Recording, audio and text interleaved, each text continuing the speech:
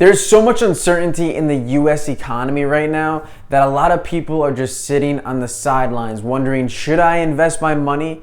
And if I do, where should I put it?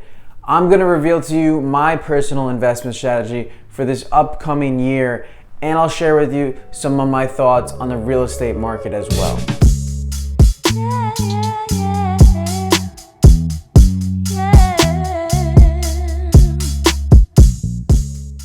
My investment strategy going into the end of this year, into 2024, is mostly conservative because of all the uncertainty in the markets right now. There's fears around recession, there's possible war affairs, there are high interest rates that make it difficult for small businesses to borrow and investors to borrow capital. So all of these things allow me to think about what is my risk going into an investment, and I want to protect the downside for those reasons. So you're going to see it's set up for me in a conservative way. I'm not being aggressive this year and trying to grow the portfolio exponentially. Now, if things change and it starts to look more optimistic, then I may be more aggressive. But right now, we're going to start with our cash allocations. So most of you are probably wondering, what do I do with this cash in my bank account that's losing its purchasing power to the high inflation that we're currently experiencing? This is an important question to ask because it happens very quickly and you can lose your purchasing power without even noticing if you're not paying attention. So what I do, and what most people should be doing in this current economy with high inflation, is look at high yield savings accounts. There's a lot of places you can park your money right now and get a 4 to 5% return on that cash risk-free. You're not investing your money anywhere, you're just parking it there and it's growing for you just for putting it into a different place than your local bank. So what I've done is I've put a good portion of the cash that I have into an American Express high yield savings account that it gives 4.25% APR, which is pretty good for a risk-free place. Now, I have done this with about 10% of my total portfolio value.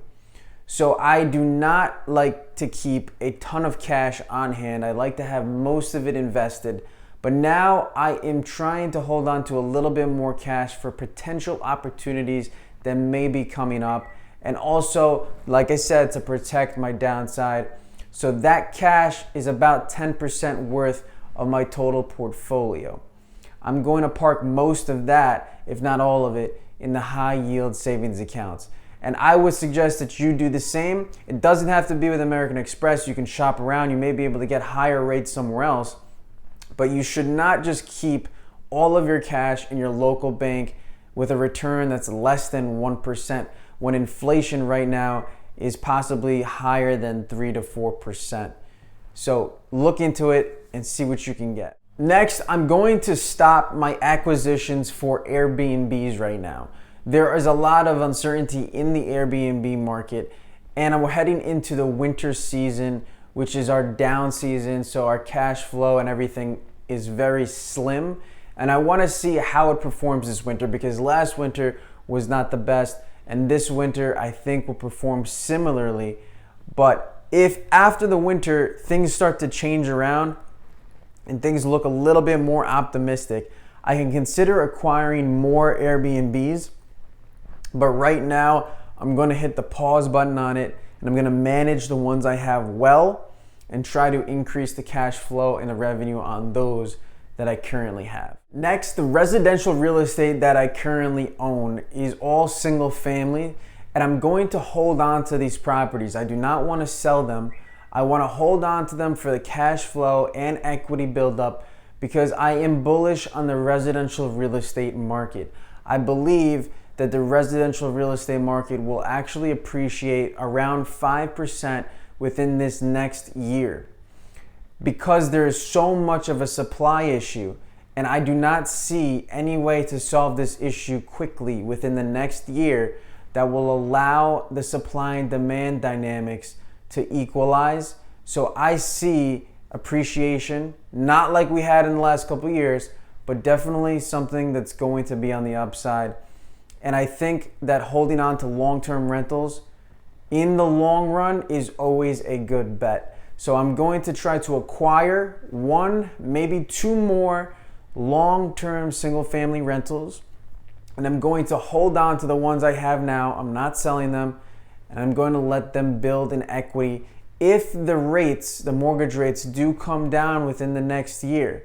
I will consider doing cash out refinances with the properties that I currently own so that I can pull some of the equity out and use that cash for further investments or to preserve my downside. The real estate property investments that I do buy this year have to be very good investments, meaning they have to be good deals with at least 20% discounts, because I need to make sure that I'm not buying something that has a small margin of profit. It needs to have a good margin of profit so that the risk associated with the investment is worth it for me.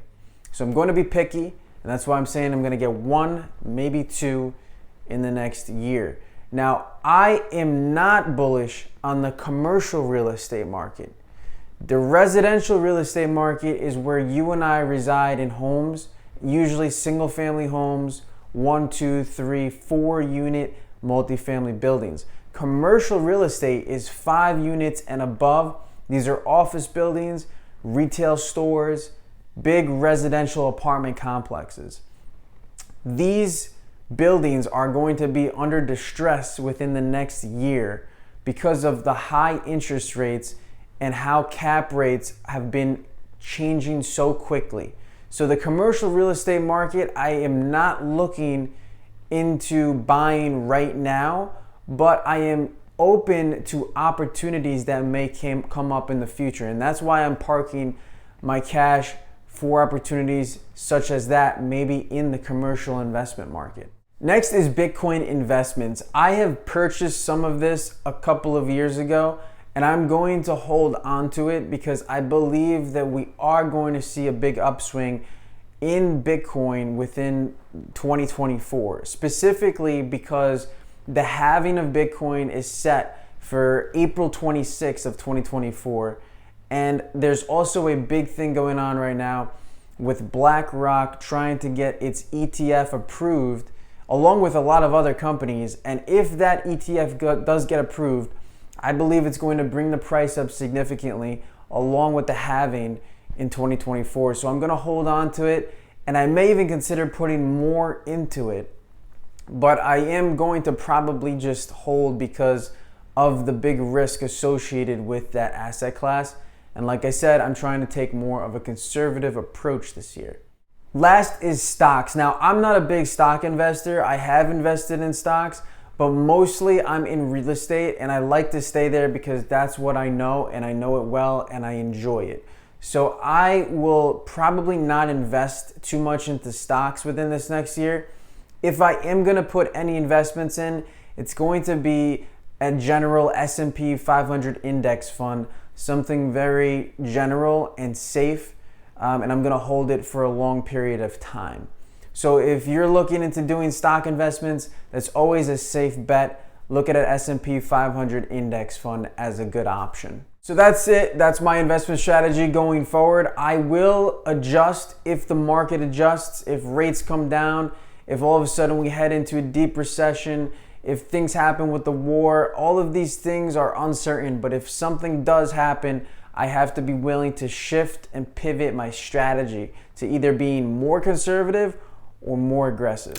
Thanks for watching today's video. I'd really be curious to hear you guys on what you're looking to do in this next year, what your goals are, what your investment strategies are. If you have any questions on what I'm doing, please leave it in the comments down below. Otherwise, have a great day. Remember, keep going, keep learning, and keep grinding.